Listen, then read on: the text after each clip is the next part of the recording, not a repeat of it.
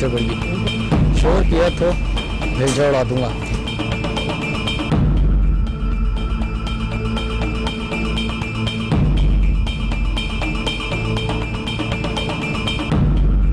चल बुढ़ी अंदर।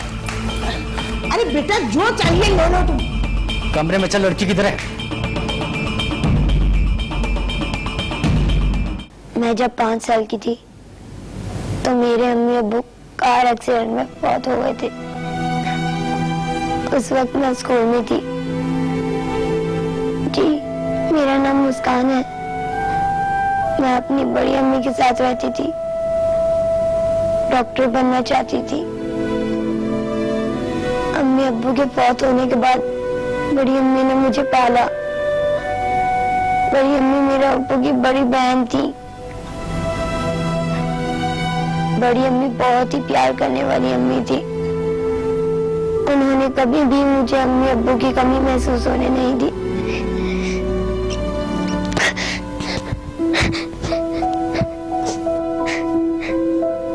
बड़ी अम्मी के शौहर फौज में थे। शादी के 2 साल बाद ही बड़ी अम्मी के शौहर दुश्मन से लड़ते हुए शहीद हो गए। बड़ी अम्मी ने दूसरी शादी नहीं की। बड़ी अम्मी, एक बात तो बताएं, जब बड़े अब्बू का इंतकाल हुआ उस वक्त आपकी उम्र क्या थी? अरे बच्चे, उस वक्त मैं 19 बरस की थी। 17 बरस की उम्र में हमारी शादी हो गई थी। बस 2 साल रही हमारी शादी। बड़ी अम्मी, आपको पता नहीं है शायद मैं बहुत बड़ी डॉक्टर बनूंगी और फौज में जाऊंगी। वहाँ अपने जख्मी सिपाहियों का इलाज करूंगी। अरे पहले डॉक्टर तो बन जा पढ़ाई कर। वो माँ जी 2000 रुपये देना मुझे। बेटा तुझे पता है तेरे अब्बा की अभी पेंशन नहीं आई। माँ जी, अब्बा जी की पेंशन से मुझे क्या लेना देना? मैं तो वो जमीनों वाले पैसे मांग रहा हूँ। अच्छा देती, चल। तू क्या मुझे बिल्लियों की तरह घूर रही है? अदनान, बिन माँ बाप की बच्ची है, जहर लगती है मुझे। अच्छा छोड़, चल मेरे साथ में तुझे पैसे। मैं एक बात बताना तो भूल ही गई। अदनान भाई बड़ी अम्मी के बेटे थे, सगे वाले नहीं। जिस तरह बड़ी अम्मी मुझे पाल रही थी उसी तरह। जब अदनान भाई छोटे थे तो उन्होंने अदनान भाई को गोद ले लिया था। जब से अदनान भाई बड़ी अम्मी के बेटे थे, अदनान भाई मेरे आने के बाद अजीब से हो गए थे। सच्ची बात तो यह है कि वो मुझे कभी भी अच्छे नहीं लगे। बड़ी अम्मी और अदनान भाई में बहस होती, मैं आती तो दोनों खामोश हो जाते थे। फिर एक दिन तो मैंने उन दोनों के दरमियान अजीब बात सुनी। माँ जी, मैं जैसा भी हूँ आपका पुत्र हूँ। हाँ हाँ, तू मेरा पुत्र ही है। तो माँ जी, आपने कभी मेरी शादी का सोचा? मैं भी जवान हो गया हूँ। अरे हाँ बेटा, अगर तुझे कोई पसंद है तो मुझे बता। माँ जी, लड़की तो घर पे ही है। क्या?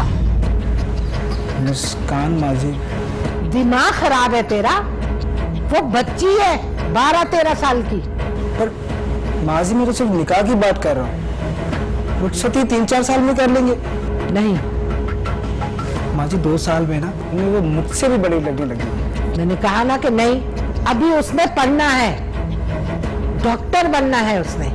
डॉक्टर बनना है? लड़कियों के लिए इतनी तालीम ठीक नहीं होती है। मैंने कह दिया है ना कि उसने पढ़ना है, डॉक्टर बनना है। और वैसे भी मैं उसकी मर्जी के खिलाफ उसकी शादी नहीं करूंगी। मेरी बात सुनिए माँ जी, अगर वो ज्यादा पढ़ेगी तो इधर ही कोई लड़का पसंद कर लेगी। और फिर आशिकी माशिकी तो जानती है ना माँ जी। आज तो तूने ये बात कह दी है, लेकिन आइंदा ये सोचना भी नहीं, समझे? आप इसलिए मना करिए ना मुझे कि मैं आपका सगा बेटा नहीं हूँ, मज़ारे का बेटा हूँ आपके। जो समझ रहा है ना, ठीक समझ रहा है। सोच लें माँ जी आप।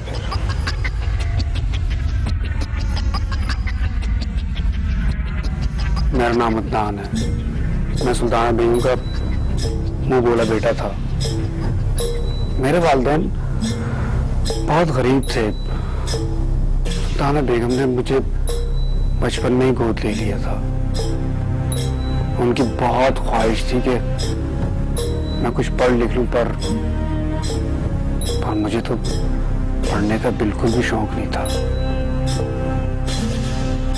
मेरी नजर हमेशा सुल्ताना बेगम और मुस्कान की जमीन पर थी, जिसका हर हाल में मैंने मालिक बनना था, क्योंकि हमेशा मैं शॉर्टकट की तलाश में रहता था। शहर में सुल्ताना बेगम की एक कोठी थी, जहां मैं, सुल्ताना बेगम और मुस्कान मुझसे 15 साल छोटी थी। इधर शहर में मेरा एक दोस्त सुहेल था। बड़ा ही ज़हीन, बड़ा ही समझदार था। मुझे अक्सर समझाता था। क्या जरूरत थी तुझे मुस्कान से शादी की बात करने की? पर यार तूने ही आइडिया दिया था मुझे मुस्कान से शादी करने का। पहले लड़की तो पटानी थी ना। पर यार अभी तो वो बहुत छोटी है। तो यार 100 तरीके होते हैं लड़की पटाने के। बता ना यार, मैं क्या करूं? तूने सुल्ताना बेगम से शादी की बात करके उसे बहुत होशियार कर दिया। बस अब एक ही तरीका है, किसी तरह उसकी इज्जत खराब कर दे। तेरा दिमाग खराब है? और खोते, इससे सुल्ताना बेगम मजबूर हो जाएगी और मजबूरन तेरी शादी मुस्कान से करा देगी। मजबूरी से फायदा उठाओ मेरी जान, वरना दूसरे तुम्हारी मजबूरी से फायदा उठा लेंगे। क्या मतलब? एक बार मुस्कान तेरे हाथ से निकल गई ना, तो जिंदगी भर हथेलियां ही मसलता रहेगा साले।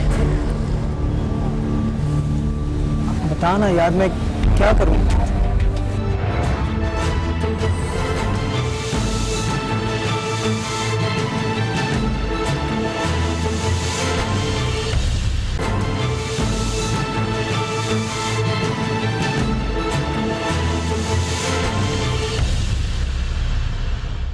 'सुहेल ने मुझे बड़ी अजीब बात समझाई, जिसके लिए मैं बिल्कुल भी तैयार नहीं था। आहिस्ता आहिस्ता मुझ में भी वो तमाम तर बुराइयां आ गई। मैं सुल्ताना बेगम से पैसे लेता था और अयाशी करता था। सुहेल मेरे ही पैसों पे वो भी अयाशी करता था जी। वो मुझे नीलम के पास ले गया। यार ये किधर से आया तू? जन्नत है, अभी हूर भी आएगी। हूर? तेरी ना होने वाली भाभी। रिलैक्स, चिल कर, इजी बैठ।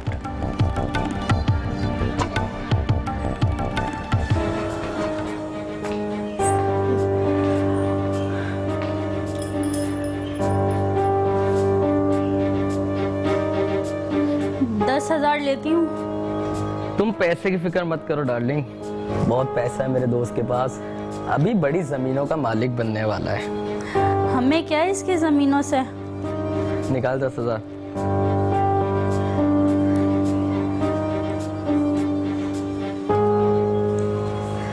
नोटों की खुशबू तो मेरी पसंदीदा खुशबू है।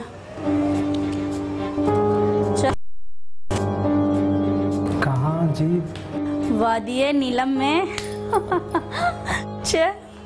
मुझ में भी वो तमाम तर बुराइयां आ गई। मैं जुआ, शराब, चरस और बुरी औरतों के पास जाने लगा, और इन तमाम तर चीज़ों के लिए पैसों की ज़रूरत होती थी।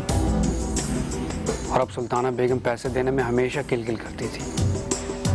नीलम को 2 लाख रुपए की ज़रूरत थी, क्योंकि उसने नया घर लेना था। पैसों की कमी थी, तो सुहेल ने एक आइडिया दिया। सुहेल ने मुझे मेरे ही घर में डाका मारने का, उस माँ के घर में जिसने मुझे पाला था।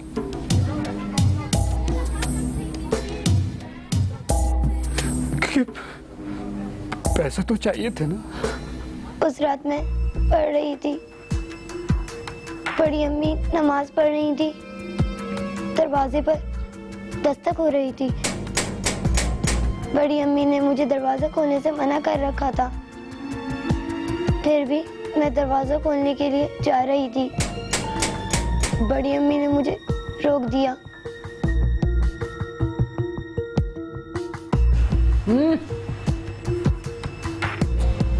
बड़ी अम्मी, दरवाजे पर कोई है? तुम बैठो, पढ़ाई करो, मैं जाके देखती हूँ। अदनान होगा।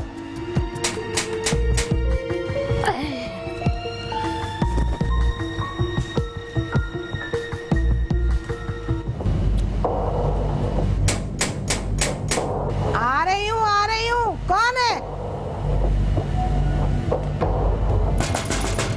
कौन?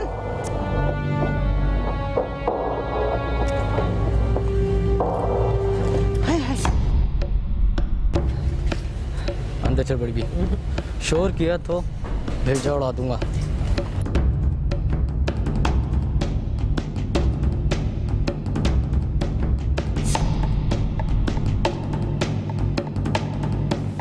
अरे चल बुढ़िया अंदर। अरे बेटा, जो चाहिए ले लो तुम। कमरे में चल, लड़की की तरह।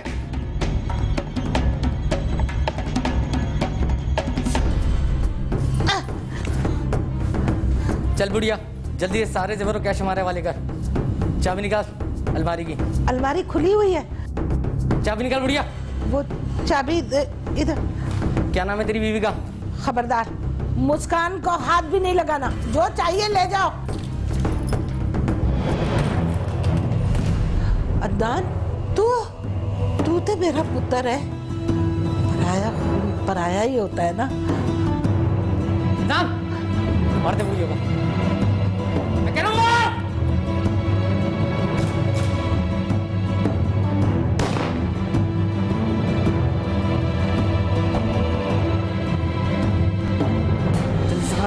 निकल, सामान समेट।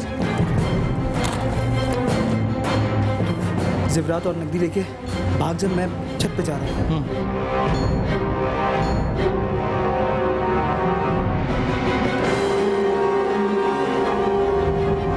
हमारे पास सुल्ताना बेगम को मारने के सिवा और कोई रास्ता नहीं बचा।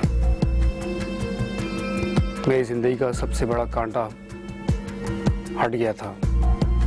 अब मेरा जो भी जी चाहता वो मैं कर सकता था।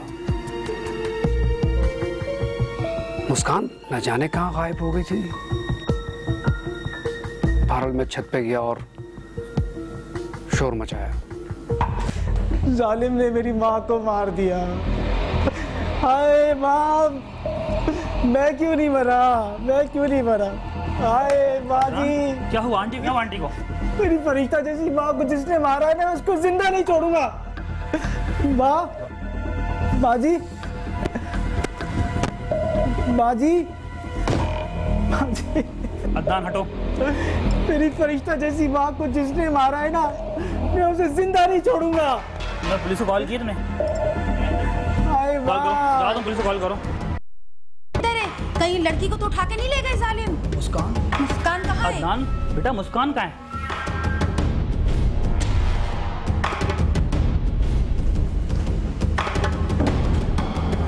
दरवाजा अंदर से लॉक है। तोड़े।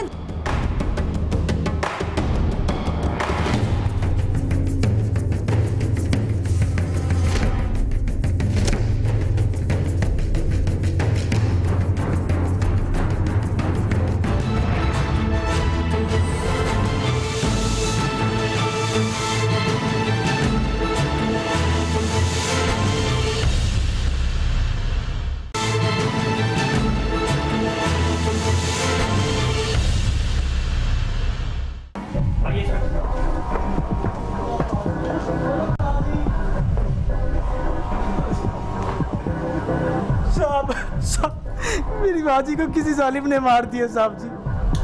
मुझे क्यों नहीं मारा? मैं तो अपनी माँ के लिए जान देने को तैयार हूँ। माँ जी, एक मिनट।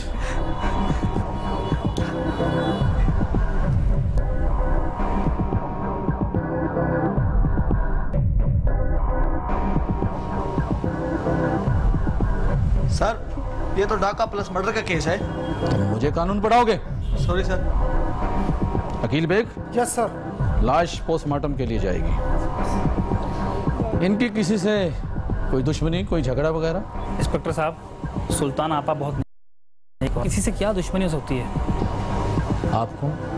मैं इनका किराएदार हूँ और 20 साल से ऊपर वाले पोर्शन में रह रहा हूँ मैं। ठीक है, आप बाहर जाएं, हमें कानूनी कार्रवाई करने दें। जी अच्छा। मेरी बाप को जिसने मारा ना साहब जी, उसे जिंदा नहीं छोड़ूंगा। कोई जायदाद वगैरह का चक्कर? बाजी सारी जायदाद मेरे नाम करने वाली थी। कल यही मुझसे कह रही थी कि तेरी और मुस्कान की शादी कर दूंगी, बस 3-4 साल ठहर जा। आज ये हो गया। मुस्कान कौन? मुस्कान मेरी कजन है सर। सर मुस्कान बेहोश है। SHO बड़ा शरीफ आदमी था, उसे जरा बराबर भी मुझ पे शक नहीं हुआ, क्योंकि मैंने एक्टिंग ऐसी कमाल की थी। माँ जी का पोस्टमार्टम हुआ और उसे दफना दिया। मुस्कान, अब मुझे मुस्कान को ठिकाने लगाना था, मगर उससे पहले मुझे ये मालूम करना था कि मुस्कान ने कहीं हमें माँ जी को कत्ल करते वक्त देखा तो नहीं। पुलिस ने मुस्कान से कुछ नहीं पूछा और ना ही मुस्कान ने किसी को कुछ बताया। मेरी परेशानी दिन ब दिन बढ़ती रही। बेटा, आज से मैं आपका अंकल हूं, बेफिक्र हो जाओ, तुम्हें कोई नुकसान नहीं पहुंचा सकता। अच्छा बेटा, ये बताओ, तुमने बड़ी अम्मी का कत्ल होते हुए देखा है? नहीं। अच्छा, जब बड़ी अम्मी का कत्ल हुआ उस वक्त आप कहाँ थी? उधर वॉशरूम में? बेटा ये बताओ, आप मेरे साथ रहेंगी या अदनान भाई के साथ? आपके साथ। गुड। अदनान भाई के साथ क्यों नहीं? वो तो आपके कजन है ना? नहीं। अच्छा, तो इसका मतलब है कि वो अच्छा नहीं है, बुरा आदमी है ना?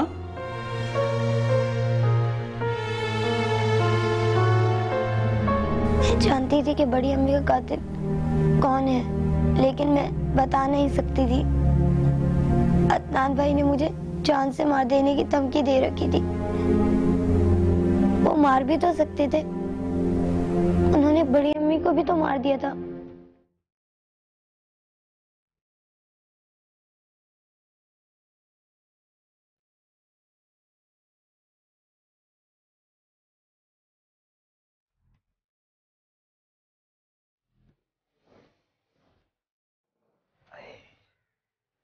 तबीयत कैसी है अब तेरी? ठीक है ना? देख, अगर तूने माँ जी के कातिलों को देखा है ना, तो मुझे बता दे, मैं ना उनको जान से मार दूंगा। देखा है? शाबाश, तू तो बड़ी समझदार बच्ची है।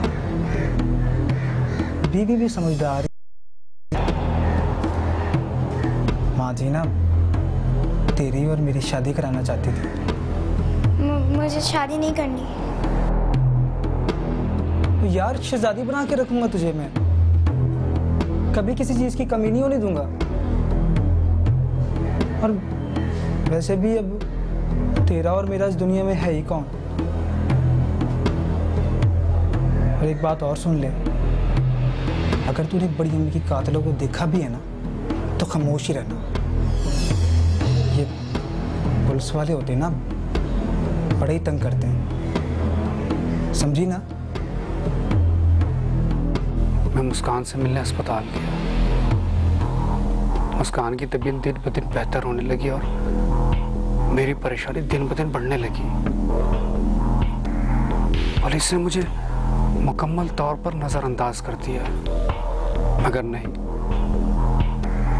पुलिस अगर खामोश है तो इसका मतलब यह है कि खतरा भी बाकी है। पुलिस मेरी और मुस्कान की गुफ्तगू रिकॉर्ड करती थी। मेरे पीछे साए की तरह पड़े थे। इस बात का मुझे सुहेल ने बताया था। तू क्यों आया मेरे पास? यार मिलने आया हूँ। तुझे नहीं आना चाहिए था मिलने मुझसे। हमारे मिलना ठीक नहीं है। वैसे भी मैं जा रहा हूँ ये शहर छोड़ के। तू कहाँ जा रहा है? जहाँ नीलम ले जाए। और सुन, तूने यहीं रहना है। जायदादें भी तो है ना, उसमें भी हिस्सा है हमारा। क्या? उसमें भी हमारा हिस्सा है। मैं चलता हूँ।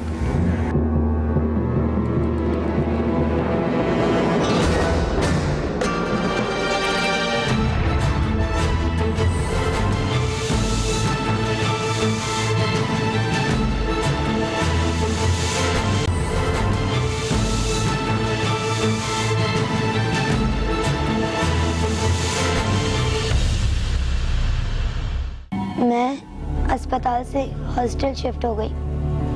एसएचओ अंकल बहुत अच्छे आदमी थे।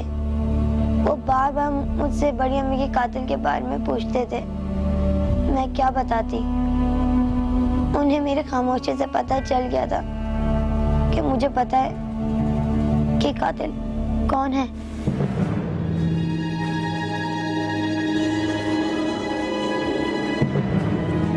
इंस्पेक्टर साहब, हम छत का दरवाजा हमेशा बंद रखते हैं। अदनान कत्ल के बाद ऊपर से नीचे आया था, ऐसा उसने कहा था। तुम दोनों में से किसी ने उसे ऊपर जाते हुए देखा? नहीं सर, हमने नहीं देखा। अदनान कैसा लड़का है? आजकल के लड़के जैसे होते हैं। मेरा मतलब है कि उठना बैठना किन लोगों के साथ है? पता नहीं सर। देखिए, ये एक बेगुनाह औरत के कत्ल का मामला है। अगर आप लोग तावन नहीं करेंगे तो फिर मसला हल कैसे होगा? उसका एक दोस्त था, अक्सर आता जाता रहता था। क्या नाम है उसका? सर, उसका नाम सुहेल था। हाँ, सुहेल। अकील? सुहेल शाम तक थाने में चाहिए। और हाँ, अदनान को जरा तफ्तीश के लिए थाने तो ले चलो। पुलिस मुझे तफ्तीश के लिए थाने ले गई। सुहेल का पता पूछती रही। सुहेल फरार हो गया था और मैंने भी तय कर लिया था कि जान से गुजर जाऊंगा पर बताऊंगा कुछ नहीं। पुलिस चाहती थी कि मैं सब कुछ सच सच बता दूं, पर इससे तो मेरा सारा बना बनाया खेल खराब हो जाता। अदनान ने एतराफ़ किया? सर वो बहुत ढीठ आदमी है। सर मेरा ख्याल है अदनान बेकसूर है। हो सकता है कि अदनान बेकसूर हो, उसने कत्ल ना किया हो, लेकिन इन्वॉल्व जरूर है। वो कातिल को जानता है। जी सर। सुहेल की तरह अभी तक गिरफ्तार क्यों नहीं हुआ? सर वो फरार है। फरार? इसका मतलब है कि कत्ल उसी ने किया है। तुम जरा अदनान को लेकर आओ। सुहेल की मुझे पूरी तफसील चाहिए। कहाँ रहता है, किन लोगों में उठता बैठता है, क्या करता है, पूरी तफसील। बेहतर सर।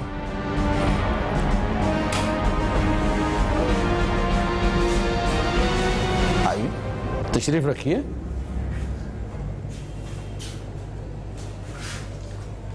खालिद, चाय लाओ। किसके लिए सर? अदनान साहब के लिए। इनकी जमानत हो गई है। सर जी, मैं बेकसूर हूँ। इतनी मार खाने के बाद तो बंदा वैसे ही इकरार कर लेता है। मतलब मैं अपनी माँ को कैसे मार सकता हूँ? ये तो तू बताएगा कि तूने अपनी माँ को कैसे मारा। अदनान साहब को रिलीज कर दो। Yes sir. जाओ, अयाशी करो, लेकिन एक बात याद रखो, पुलिस से कातिल बच नहीं सकता। मैं जमानत पर रिहा होकर घर आ गया था। नीलम ने मेरी जमानत कराई थी। मेरे खिलाफ कत्ल की एफआईआर दर्ज थी।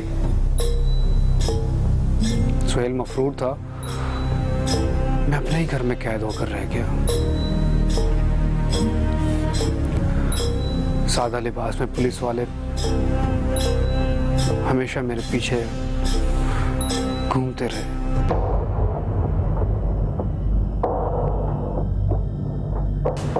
आदाब एसएचओ साहब, मुझे पता था आप ज़रूर आएंगे।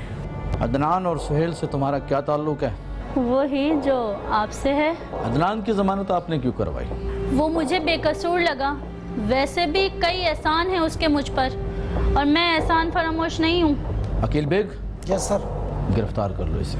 एक मिनट, पहली बात तो ये, आप मुझे गिरफ्तार नहीं कर सकते, हाथ भी नहीं लगा सकते, और दूसरी बात, वारंट है आपके पास? मैंने कहा ना गिरफ्तार कर लो इसको। एक मिनट, खबरदार, मुझे सिर्फ लेडीज पुलिस हाथ लगा सकती है, बस। सुल्ताना बेगम की कत्ल की एफआईआर में इसका नाम भी दर्ज करो। देखिए, ये आप ठीक नहीं कर रहे हैं। मैं अभी फोन करती हूँ डीएसपी साहब को। शराफत से सुहेल का पता बता दिए या दूं 2-4 हाथ तेरे गाल पर? क्या चाहते हैं आप मुझसे? सुहेल की गिरफ्तारी। तेरा पुराना यार है ना? मुझे नहीं मालूम सुहेल का पता। फिर तो तुम्हें थाने चलना पड़ेगा। ले चलो इसे। पुलिस ने सुहेल को पकड़ लिया, बस सुहेल को 2-4 थप्पड़ ही लगने थे कि उसने सारी कहानी उगल दी और मैं पकड़ा गया। हमारा केस अदालत में लगा। मुस्कान ने हम दोनों को फौरन ही पहचान लिया और मैंने भी इकरार जुर्म कर लिया। सिटी कोर्ट ने मुझे फांसी की और सुहेल को उम्र कैद की सजा दी। मैंने हाई कोर्ट में अपना माफीनामा और अपील तो लगा दी, पर मुझे फांसी हो जाएगी। मुझे फांसी होनी भी चाहिए क्योंकि मैंने जायदाद की खातिर अपनी माँ जी का कत्ल किया।